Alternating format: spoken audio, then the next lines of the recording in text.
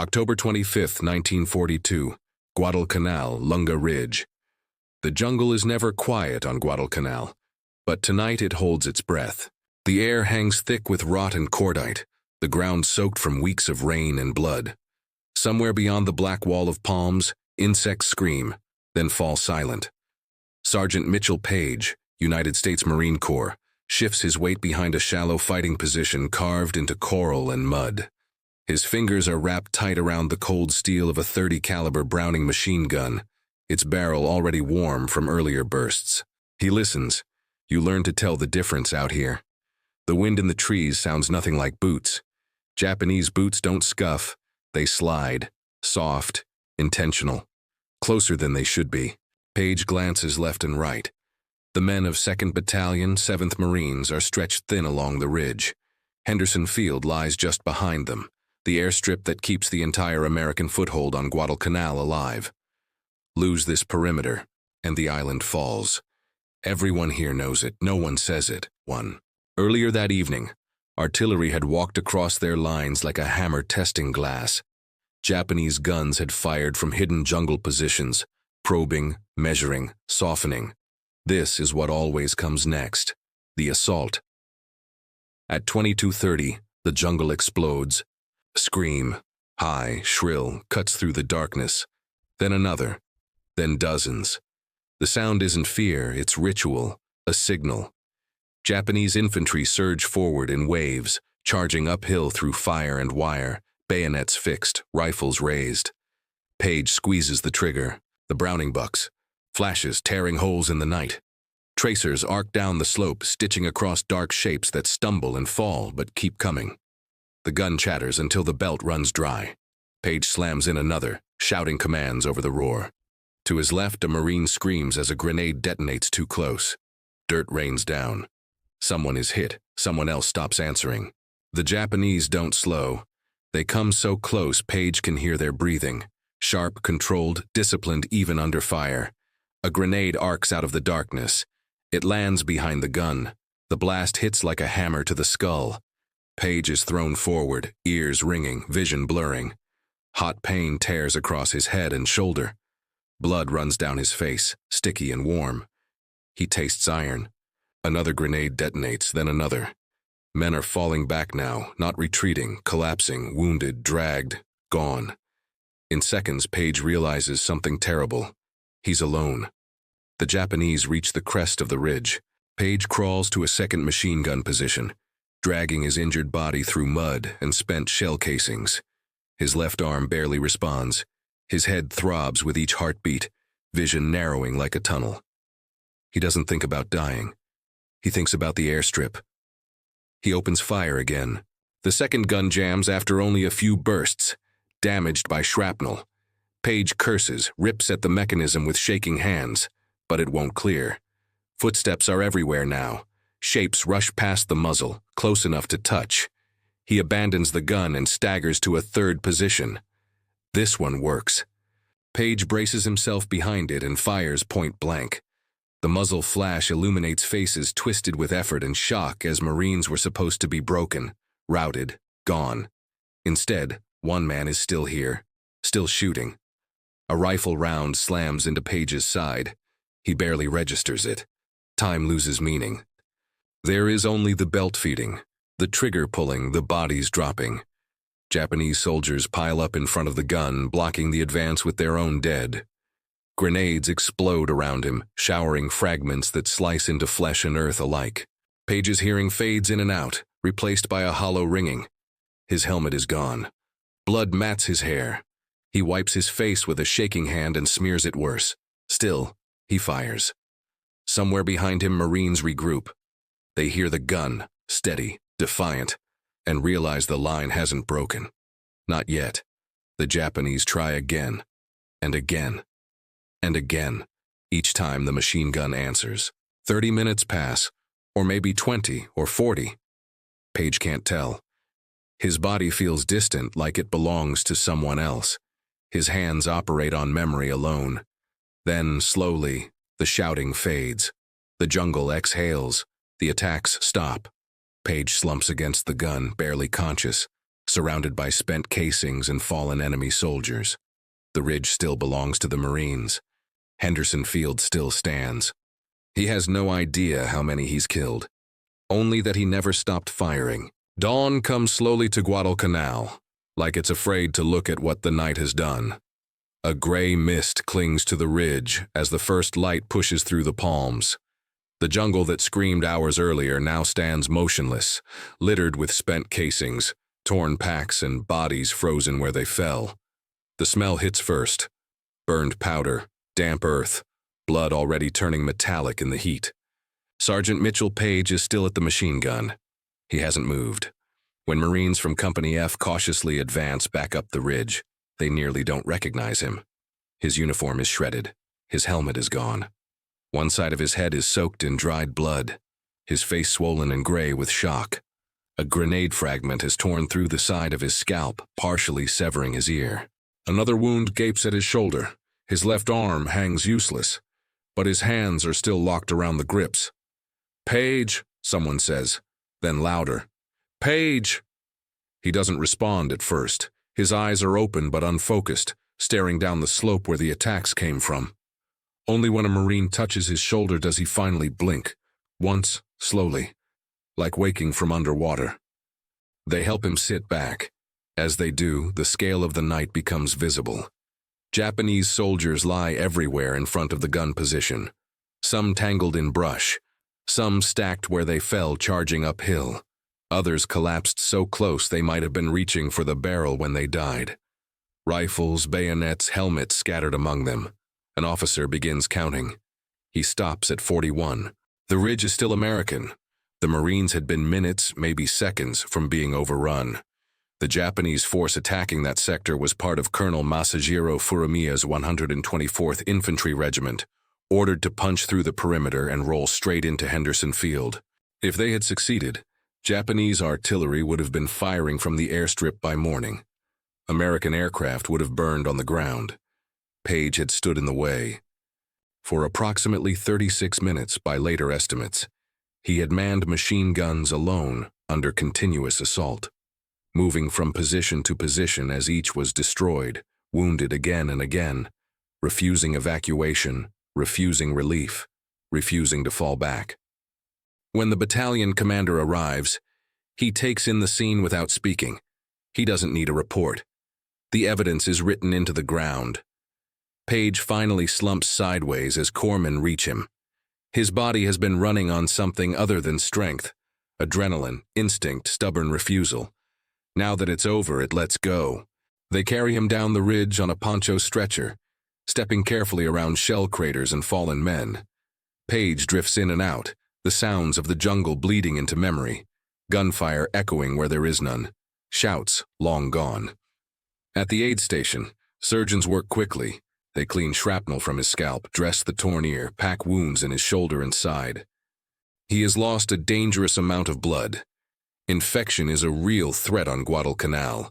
Malaria, dysentery, jungle rot. Men survive bullets only to die days later. Paige survives all of it. Word spreads through the division before noon. The ridge held. The Japanese assault failed. Henderson Field is still flying. That night's fighting becomes one of the decisive moments of the battle for Guadalcanal. The Japanese had committed veteran troops, believing one final push could break the perimeter. Instead, they lost hundreds of men and gained nothing. Within weeks, their offensive capability on the island collapses. Years later, Japanese survivors would write that the Americans on the ridge fought like demons. None of them knew it had been at times. Only one man. In May 1943, Sergeant Mitchell Paige is summoned to Washington, D.C. He stands in dress uniform before President Franklin D. Roosevelt, still carrying scars from Guadalcanal. The citation is read aloud, the official language measured, restrained, almost incapable of capturing the night it describes. By his courageous action, it concludes, Sergeant Paige was directly responsible for the defeat of a determined hostile attack. The Medal of Honor is placed around his neck. Paige says little about Guadalcanal afterward. He returns to service. He lives a long life, When asked about that night, he downplays it, speaks of the men around him, of luck, of duty. But on that ridge in October 1942, when the jungle erupted and the line began to break, one wounded Marine refused to let go of the trigger. And because of that refusal, an airfield survived, an island held, and a war began to turn. October 26, 1942. Guadalcanal does not pause to mourn. Even as Paige lies sedated in a canvas aid station, the island shakes again with artillery. Japanese guns resume firing before dawn, their shells crashing into the jungle around Henderson Field, as if the night's failure never happened. Smoke drifts low across the airstrip. Engineers fill craters with crushed coral while aircraft crews work around unexploded shells embedded in the runway. The war does not wait for heroes to heal. American pilots of the Cactus Air Force climb into their cockpits knowing how close everything came to ending just hours earlier. Wildcats and dauntless dive bombers lift off through mist and smoke, engines screaming over ground that would now be enemy territory if the ridge had fallen. None of them know Paige's name yet, but they know the line held. Along the perimeter, Marines walk the battlefield in silence. They recover weapons, they search bodies, they identify their own dead. Some stare at the ridge where the fighting was worst, trying to understand how it did not break. A corporal stops near the machine gun position and counts shell casings with his boot. He gives up after several hundred.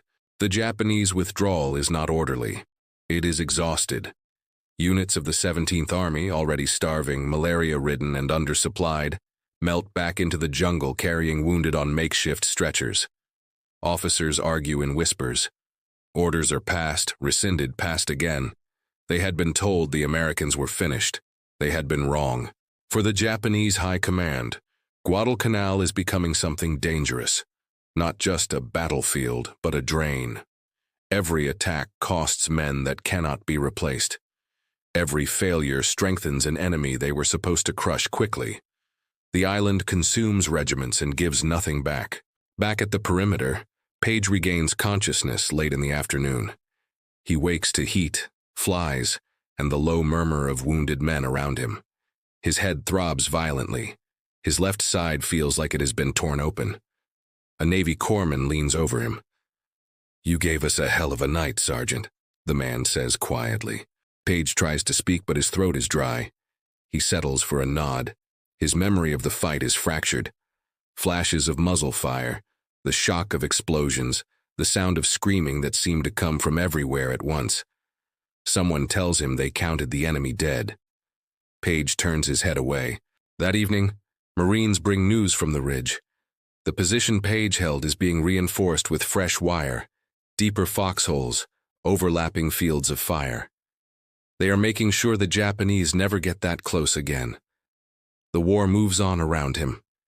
Within weeks, the balance on Guadalcanal shifts decisively. American naval victories in November, the brutal night actions off the island, cut Japanese resupply to a trickle. Starvation spreads through their ranks. Disease claims more men than bullets. By February 1943, the Japanese evacuate what remains of their force. Guadalcanal is secured. Paige is eventually evacuated from the island, then from the theater. His wounds heal, though not cleanly. The scars remain, physical reminders of a night his body should not have survived. Years later, when historians analyze Guadalcanal, they speak of logistics, air power, naval attrition. They point to maps and tonnage and production curves. All of it matters. But on the ground, on that ridge, the outcome turned on minutes, on one position, on one man who refused to step back when everything said he should. The machine gun is eventually removed. The ridge grows quiet. Jungle creeps back over shell holes and bloodstains. Nature does what it always does. It erases. But the decision made there does not fade. Because Henderson Field stayed American, aircraft continued to fly. Because aircraft flew, Japanese shipping died. Because Japanese shipping died, an empire's advance stopped. And because one wounded Marine stayed behind his gun for 36 minutes, the Pacific War took a step toward its end. Years pass, but Guadalcanal never really leaves Mitchell Paige. After his recovery, he returns to the United States a changed man, Not outwardly dramatic, not loud about what he's done, but quieter, more contained. Like many combat veterans, he carries the night with him in fragments. The war continues elsewhere, but for Paige, its most violent moment is already behind him. When he stands in Washington in May 1943, the ceremony feels unreal. The White House is calm, orderly. Sunlight filters through tall windows. President Roosevelt speaks in a measured voice, reading from a citation written by men who were not there, trying to compress chaos into paragraphs. Paige listens, eyes forward. He doesn't see the room. He sees the ridge. He remembers the sound of grenades hitting earth, the way the jungle swallowed light, the moment he realized no one else was left at the guns. He remembers the weight of the trigger under his finger, and the certainty that if he stopped, everything behind him would be lost. When the Medal of Honor is placed around his neck, it is cool and heavy. He accepts it because that is what Marines do. Later, he will say it belonged to the men who didn't walk away from Guadalcanal. He will insist he only did his job, but the record is clear. At a moment when doctrine, numbers, and firepower failed, individual resolve held the line. Paige's action was not planned. It was not ordered. It was the result of instinct forged by training and hardened by survival. Historians often speak of war in sweeping movements, divisions advancing, fleets maneuvering, economies grinding toward victory. Guadalcanal, however, is remembered differently. It is remembered as a fight decided at the lowest level. Squads, foxholes, machine gun positions carved into coral ridges. The Japanese never came that close to Henderson Field again. For the Marines who survived the night, Paige's stand becomes something more than a citation. It becomes a reference point, a reminder of what is possible when retreat is no longer an option. Long after the war, veterans return to the island. They walk the ridges, now overgrown and quiet. Birds replace gunfire. Wind moves through trees that once hid charging infantry.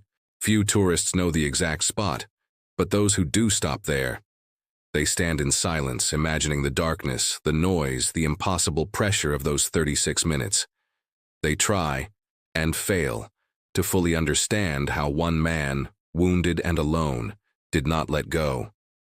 Guadalcanal was the first major Allied offensive against the Japanese Empire. Its outcome reshaped the Pacific War. And while fleets and factories mattered, so did moments like this. Brief, violent, decisive.